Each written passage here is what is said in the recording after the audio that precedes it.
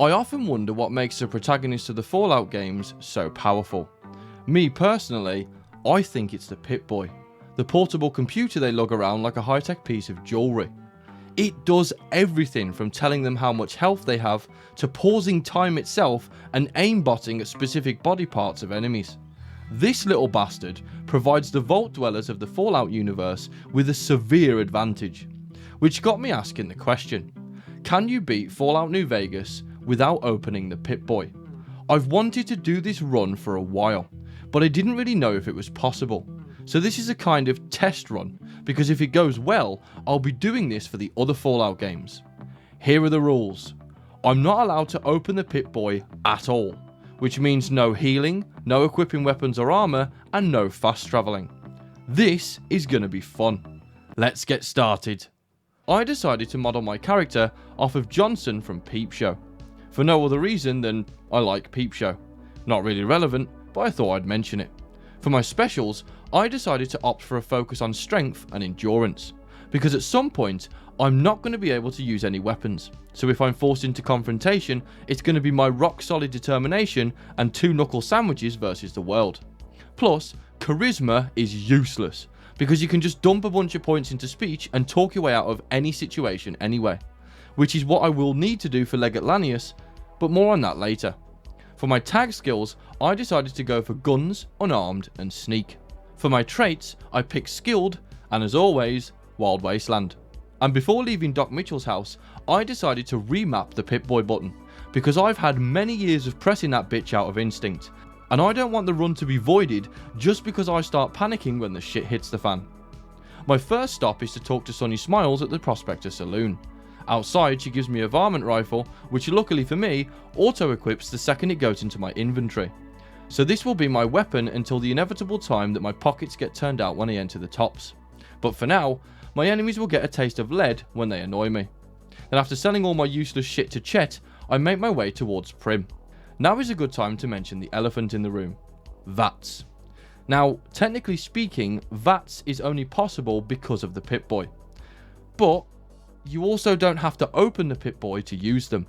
With that being the case, I decided that I am allowed to use VATS, because technically, as long as I'm not opening the Pip-Boy, it's fair game. After preventing my legs from becoming appetizers for the local fauna, I fill some dirty criminals inside the Bison Steve with bullets, save Deputy Beagle, then make my way to Novak. On the way, I encounter some Vipers, and clear out the Nevada Highway Patrol so I can get some shut-eye inside. Because aside from drinking out of toilets, sleeping is the only other way I can heal. Immediately after this, I get my rifle repaired at the Mojave Outpost, then I encounter an entire gang of jackals. I knew that if I fought them, I would probably get my arse kicked, which I stupidly proved to be true. So I led them into a bunch of ants, which actually worked really well. But now my health was low. Luckily, there's a bed upstairs in the Nipton General Store. So once I'm fully rested, I completely ignore the Legion freaks and head to Novak. Now obviously, if you've played New Vegas before, you know that technically you don't have to follow the path the game sets out to you. You can head straight to the strip if you want and skip half the main quest. But this time, I wanted to at least try to follow the breadcrumb trail left to me by Benny. But that was immediately derailed when I got to Novak because, if I'm honest, I didn't really want to complete Come Fly With Me. So when trying to get the information from Manny, I might have immediately resorted to violence, which led to a long-winded gunfight between me, Manny, and the townies. This resulted in me dying repeatedly for the best part of an hour, until I finally managed to corner Manny in his room and gun him down like a dog. This annoyed me so much that I decided to forego Boulder City and head through Scorpion Gulch to get to the strip, which means sneaking past some Deathclaws, but that's no bother. At this point, I realised that I would probably benefit from getting the subdermal implant. So when I got to Freeside, I played some blackjack, which is basically stealing from the casinos, because even with the standard amount of points in luck, it's piss easy to win. So much so that they kicked me out before I had enough for the implant. Luckily, I was able to sell some stuff I looted from my enemies at the Crimson Caravan Company. After buying the armour, I go and see the king, because even though I could have used my caps to get into the strip, it's been a while since I helped these rockin' rebels with some odd jobs.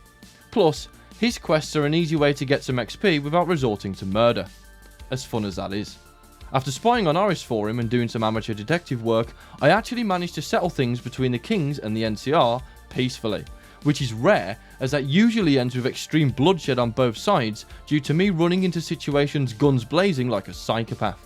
Now that the King's happy, I get a passport to the strip from Mick and Ralph's and immediately head to the NCR embassy to chat with Crocker, because I decided pretty much the second I left Goodsprings that I was going to side with the NCR this time, mainly because I don't do that as I don't really like them. The first mission Crocker sends me on is making contact with the Boomers and getting them to side with the Bear. I don't mind this as I have to at least interact with the Boomers each time I play anyway, but this entire quest ended up pissing me off something awful, because despite it just being a case of listening to a nerd and killing some ants, which is easy peasy, it's when I'm tasked with repairing the solar array that shit really starts to wind me up, because now I have to walk from Nellis all the way down to Helios 1, of which the first time I tried to make the pilgrimage, a gang of aliens decided to vaporize me. So now I was forced to take extra care not to let any enemies get the jump on me, which also meant that it took me just under 20 minutes to walk to my destination. After breaking in and grabbing the spare solar parts, I trek all the way back, fix the solar panels, then Pearl sends me to get the bomber from Lake Mead. This turned out to be the single most stupid thing I tried to do, because not only did I get attacked by some deathclaws on the way to the lake, but when I got there, some lake lurks decided to rend my insides out my body. Then on top of this, after successfully attaching the ballasts to the plane, I realised that I couldn't complete the quest because I stupidly forgot that to do so I need to open the Pip-boy to equip the detonator. So I ended up having to abandon my mission, and now I had to go back to the drawing board ending wise. I can't side with the NCR, House or the Legion because their quests require me to get the Boomers to work with me. So my only option at this point is to work with Captain Smiles, which means relinquishing my varmint rifle. We had some good times together, but all good things must come to an end. After convincing Swank to betray Benny using a cigarillo butt I picked up earlier and a note from Manny's corpse, I head to his room to cave his face in. After my knuckles are caked in blood and Benny lies lifeless on the ground, I conk Howard Hughes over the head, install Yes Man, and tell him to ignore the Boomers. Now I have to go and meet with the other factions of the Mojave. But before I do that, I do a bit more gambling so I can buy the monocyte breeder from the New Vegas clinic. Because at this point, I'll take any help I can get. After this, I make tracks to Red Rock Canyon, which took a while because I decided to beat the absolute shit out of all the fiends in the area around the strip, with a little help from the NCR. After getting my arse burnt by some geckos, I finally make it to Red Rock.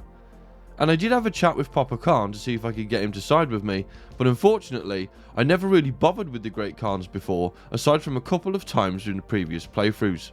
So I wasn't really sure on where I was supposed to go to finish the quest, and since I can't open the Pip-boy to track it, I ended up having to leave. Plus, getting jumped by a few Legion freaks every time I exited a building was getting a bit tiresome.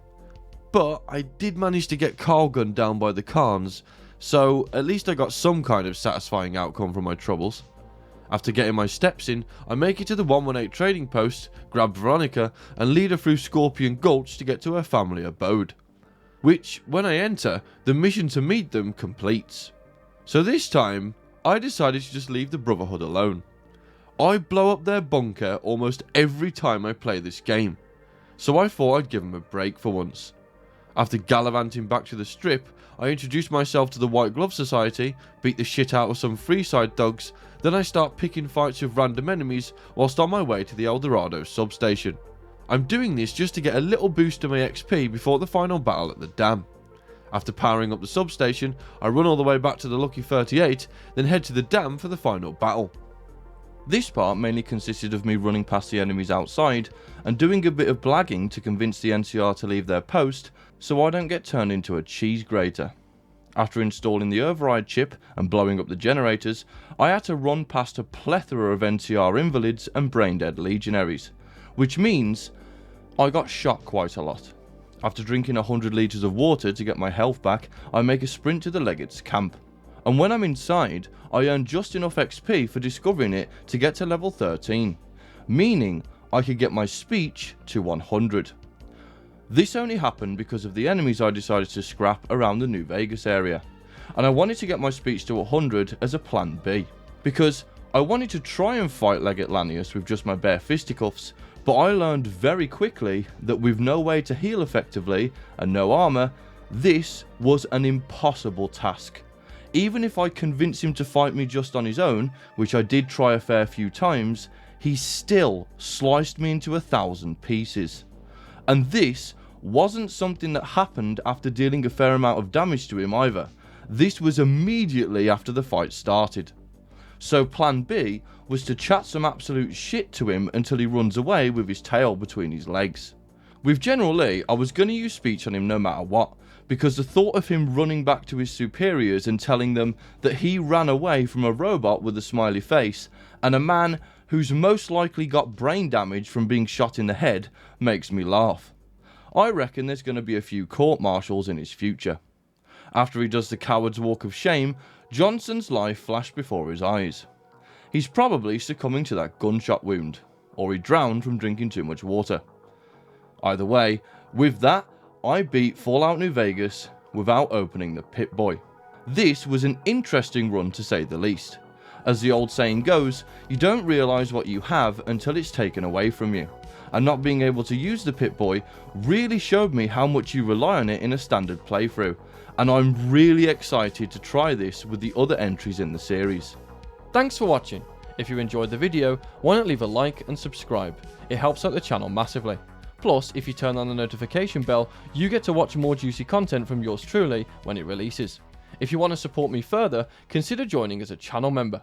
You get early access to videos, and a mention in them for being such a legend.